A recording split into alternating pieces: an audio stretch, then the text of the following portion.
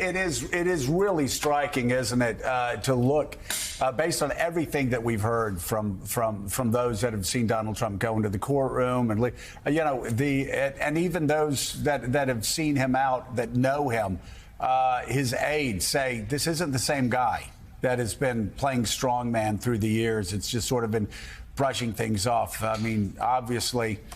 I would, because we can't swear on this show, use any profanity, I cannot quote either Aristotle or what his former chief of staff, John Kelly, said. No, please don't. But he said he's scared. He's very, very scared right now. Yeah, we saw that on Tuesday night, right, in the sort of low-energy speech in New Jersey. And, even as he say, you just kind of appreciate, for us even, how complicated it's going to be for him to walk through this. What he says now can be admissible in court. Everything that he's used to arguing and not having any consequences, there are consequences that can end up with him in prison. And I think Heilman's really right that it's way too early to know politically how this is going to impact him. Sure, for now, Republicans are rallying around him. There's no impact in the polls. He raised money off of this. But I watched a focus group in Iowa a couple nights ago. It was Republican caucus goers, so highly informed people.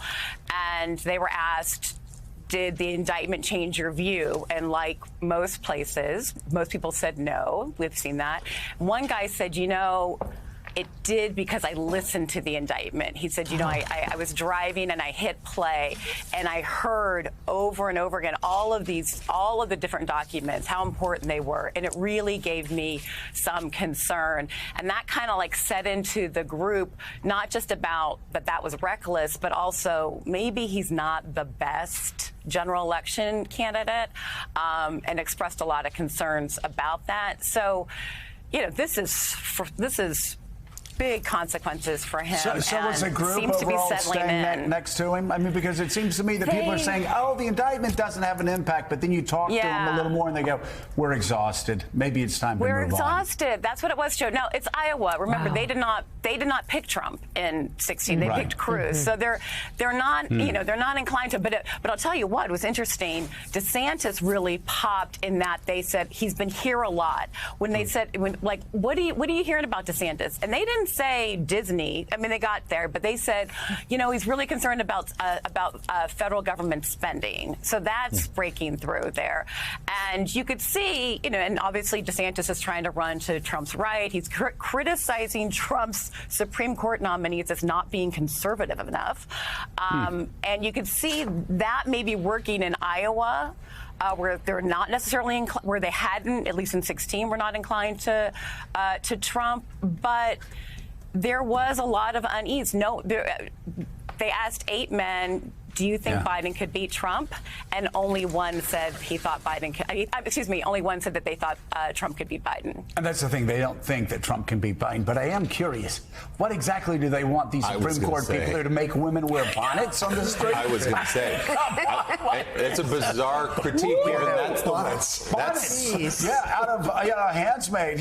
You got to wear the bonnets. You got to dress like they do on Handmaid. I mean, is that what they want the Supreme Court to say? That's a strange attack, given that's the one thing people say, well, at least Donald Trump got us the 3 justices that overturned Roe versus Wade. That's the one thing they can hang on to. You get a feeling these people are hard to please. Yeah. They saw Kavanaugh vote with the liberals the other day. So, Lisa, there's been over the last, 6 years or whatever it's been, so many moments where people who have said the walls are closing in on Donald Trump. It's kind of become a bit of a cliche. The Mueller investigation, this is the end. And he survives, and he survives, and he survives. But given what we saw in that indictment, given the evidence we already know, and there may be more to come, there will be more to come for sure, and given the penalty for these alleged crimes, doesn't he really have something to be scared blankless about, as General Kelly put it? He absolutely does, Willie. And certainly now that we're hearing that there's going to be likely an indictment in the January 6th case as well as one from Fani Willis,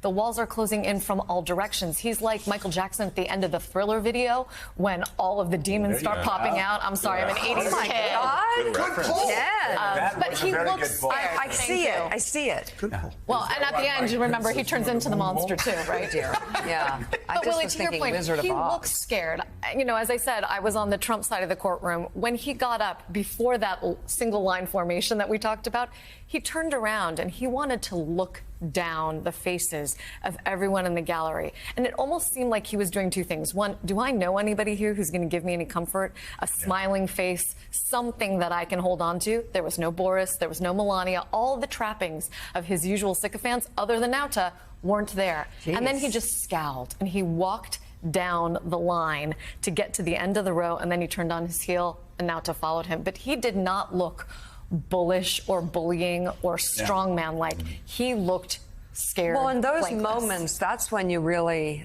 I mean, an arraignment is the moment it gets real. That's it. Yeah. You know, he's used to not seeing Melania, but he really misses Boris. Ivanka is Boris usually is by around. his side throughout his first. I mean, when he was running for president, No. the family was everywhere with him. All of them. So the 70s pop culture reference, or the 80s, 80s. is the 70s.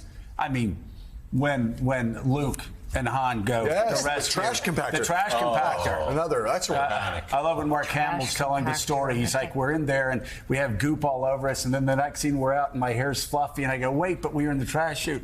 And Harrison Ford goes, kid, it's not that kind of movie. So that's a 70s reference. The walls he just remembers. closing in.